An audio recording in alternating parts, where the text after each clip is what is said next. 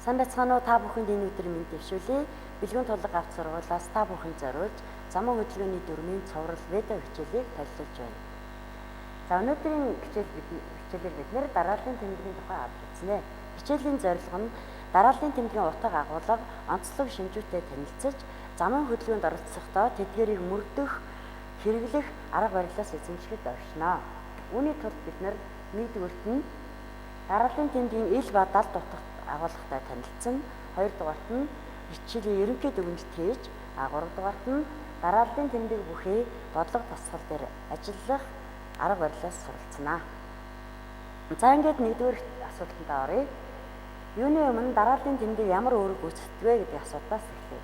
Дарааллын тэмдэг нь уулзвар буюу зорчих хэсэг, замын нарийнсан хэсгээр нэвтрэх дарааллыг тогтоох үүрэгтэй. За нэгдүгээр тэмдэг нь 3-1 гол зам гэсэн тэмдэг байна. За энэ тэмдэг нь зохицуулдаггүй уулзвар нэвтрэхэд давуу эрх болгоно.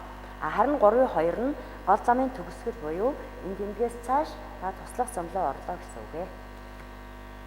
За 3-3 туслах зам нийлнэ гэсэн тэмдэг байна. Энэ тэмдгүүд нь гол зам дээр тавигдах бөгөөд ойртон ирж байгаа уулзвараар давуу эрхтэй нэвтрэхийг анхааруулна. Тэмдэг нь зүүн буюу баруун гар талаас туслах зам нийлнэ гэж байгаа бол Б тэмдэг нь баруун гар талаас туслах зам нийлнэ. Харин В тэмдэг нь зүүн гар талаас туслах зам нийлнэ гэдгийг тус анхааруулж байна. За энэ тэмдэг тавигдсан замаар та уулзвараар давуу эрхтэй нэвтэрнэ. За 3-4 зам тавьж өгнө гэсэн тэмдэг байна. Энэ тэмдэг нь хөдөлгөөний зохицуулдаггүй үед жолооч хөндлөн замаар яваад тээврийн хэрэгсэлд зам тавьж өгнө. 3-5 зогсохгүй явах хориотой гэсэн тэмдэг байна. Энэ тэмдэг нь хөдөлгөөний зохицуулдаггүй үед зогсшуун тэмдэглэлийн өмнө буюу тэмдэглэгүй бол зорчих хэсгийн огтлцлын өмнө зогсолт хийхээр явахыг хориглоно. За хоёрдугаарт нь жолооч хөндлөн замаар яваад тээврийн хэрэгсэлд зам тавьж өгнө.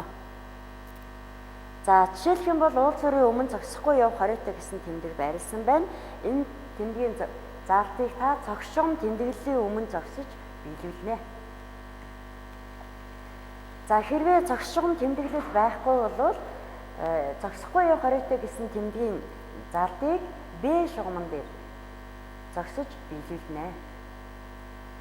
За зогсохгүй явах хориотой гэсэн тэмдэг нь уулзварын өмнө барилдаас гадна мөн төмөр замын хаалтгүй гарам мөн замын зарим шаардлагатай хэсгүүд дээр тавигдсан байдаг. Хэрвээ ийм тохиолдолд та зогсшуун тэмдэглэл байх юм бол тэмдэглэл дээр зогсно. Хэрвээ тэмдэглэл байхгүй бол зогсохгүй явах хориотой тэмдгийн өмнө зогсож тэмдгийн залтыг биелүүлнэ.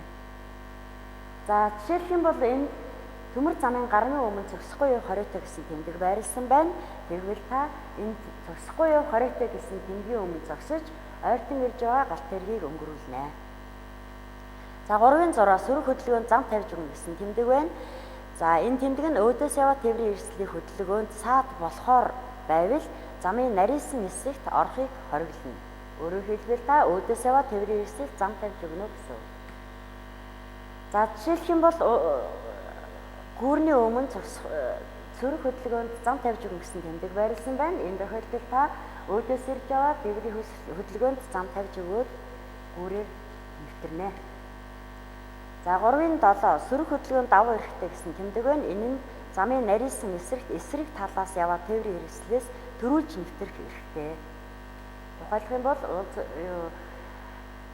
энэ гүүрний өмнө сөрөг хөдөлгөөнд давуу эрхтэй гэсэн тэмдэг тавигдсан байна.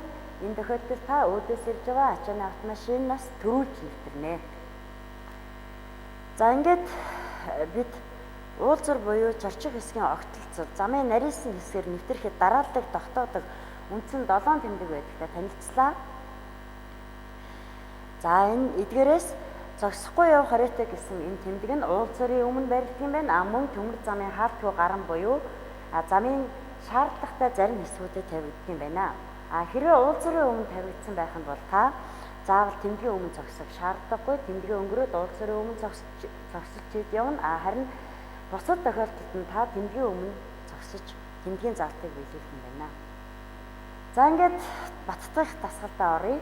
За зурган дээр зураг дээр зүүн гар талаас нь туслах зам нийлнэ гэдгийг анхааруулж байна. Тэгвэл та гол замаар явж байгаа юм байна. Ойртон ирж байгаа уулзуураар давуу эрхтэй нэвтэрнэ гэдгийг анхааруулж байна. Би тэмдэгэн дээр гол зам гэсэн тэмдэг байна. Та уулзуураар давуу эрхтэй нэвтэрнэ.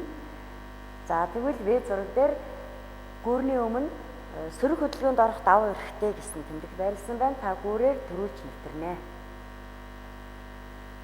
За энэ тохиолдолд зохицуулдаг уулзуур байна. Уулзуурын өмнө зогсохгүй явах хориотой гэсэн тэмдэг байрласан байна. Гэхдээ гэрлэн тохиоор зохицуулагдаж байгаа энэ нөхцөл дарааллын тэмдгийг баримтлахгүй. Ийм учраас та үндсэн логон гэрлийн заалтыг баримтлаж хөндлөн ирж яваа тээврийн хэрэгслээс төрүүлж нэвтэрнэ. За энэ зохицуулдаггүй уулзуурын өмнө гол зам гэсэн тэмдэг байрласан байна. Тэмдгийн заалтаар та уулзуурыг төрүүлж нэвтрэх ёстой. Гэхдээ хөндлөн замаар тусгай дуу тохиогоор тоноглогдсон эмнэлгийн автомашин орж ирж байгаа учраас та энэ эмнэлгийн автомашинд зам тавьж өгнө.